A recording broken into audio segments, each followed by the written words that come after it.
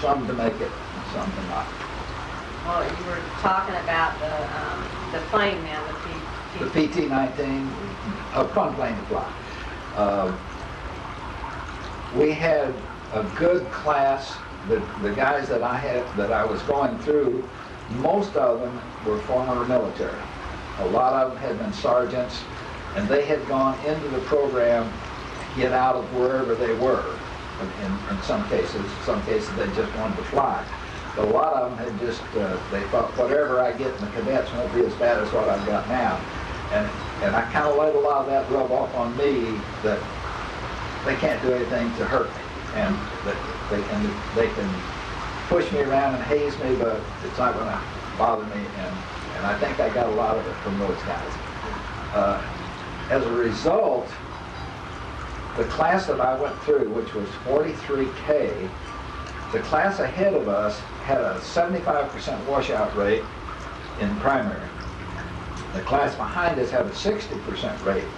But our class went through, we had a 25% washout rate, which meant 3/4 of the guys that got into that program made it and went on to basic training. And the classes before and after us, neither one did near as good. And I think it was mental attitude. So anyway, after 9 weeks of training there, had about 60 hours. We moved on to basic training, which was a bigger airplane, 450 horsepower. It was a BT-13. Had a cockpit that had a closed canopy on it. Had radio controls. Radio correspondence. We had not had that in primary. Bigger airplane. Flew that for 9 weeks. Went on to advanced training, and they sent me to Pampa, Texas. And we had twin engines. We were flying, by this time we were flying twin engine trainers. Loved the little airplane. It was it was as easy to fly as the PT-19 had been. And went through that and became, graduated on December the 5th of 1943, and had my wings pinned on me by my wife. And you've got a picture of that someplace. Right. And became a second lieutenant. I went home on leave, and after 2 weeks of leave, I was sent to Fort Worth, Texas, where I started flying B-24s, which was a 4-engine. At that time, there was as big an airplane as the Army had. And this was not the Air Force, this was the Army Air Corps. And in Fort Worth, we started losing people.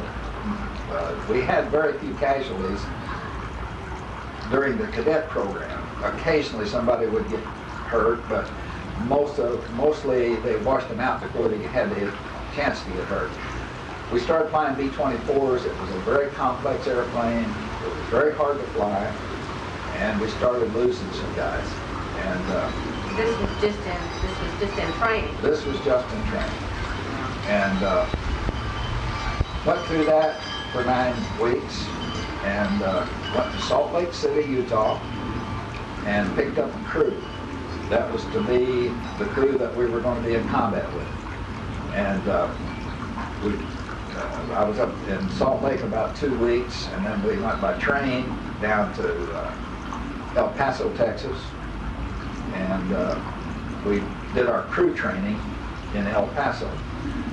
And this was the way you got your crew together, working together, so that you knew what was expected of everyone. Unfortunately, the airplanes that we were flying there were pretty beat up, had lots of hours on them.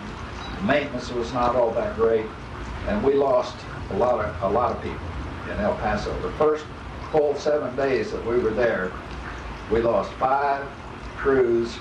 We lost 7 airplanes and 5 crews. That was 50 men that were killed in the first week of training in El Paso, and it was mostly, I guess, an experience on the part of the pilots, plus aircraft maintenance was not that great. And So you dealt directly with these people that were lost? Yeah, I knew most of them. At least I knew most of the pilots. Of course, I did not know the crew members because they had done just like I had done. They had picked their crew up in Salt Lake City and they had come down there. And this was the first time that they were flying together. So when you dealt with it, I mean, how did you deal with something like that? I mean, what? When you're 22 years old or 21 years old, you're invincible. It's not going to happen to you, it's going to happen to the other guys. But I'll tell you one little story about how the people on the base dealt with it. We flew out of Biggs Field in El Paso. There's mountains all around this field. We had an airplane that took off at night. He took off and he was going right towards the mountain and he lost an engine and he couldn't get it turned around to go back into the field, and so he crashed into the mountain and killed all 10 of them. We were right next to Mexico, and a lot of the soldiers would go to Mexico, they would get drunk, and they'd come back and they'd get in a cab and say, "Take me out to the base, I got to fly in 30 minutes, which was, of course, a total lie. But the word got around in El Paso that we were flying while we were intoxicated, which we were not. We would have been scared to death to fly while we were drinking. But they actually printed it in the newspaper. And, of course, this